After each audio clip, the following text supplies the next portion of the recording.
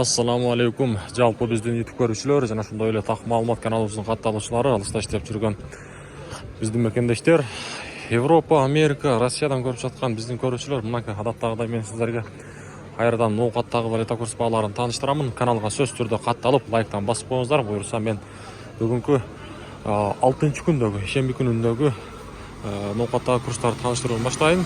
Сааттын жебеси 13:00 болуп калды.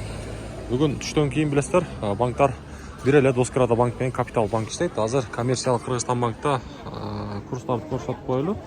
Доллар 84.00, евро 92.50, рубль болсо 0.90 тыйын болуп турат.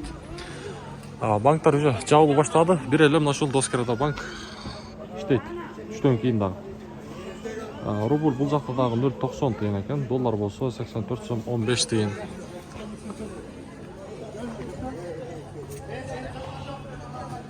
Акча алмаштыруучу жер дагы бир шыра көрсөтүп коеюн.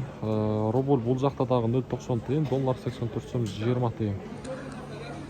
Каналга сөзсүз түрдө катталып, лайктан басып койсоңуздар, буюрса мен сиздерге ушундай күнүмдүк так-так курстарды көрсөтүп турам.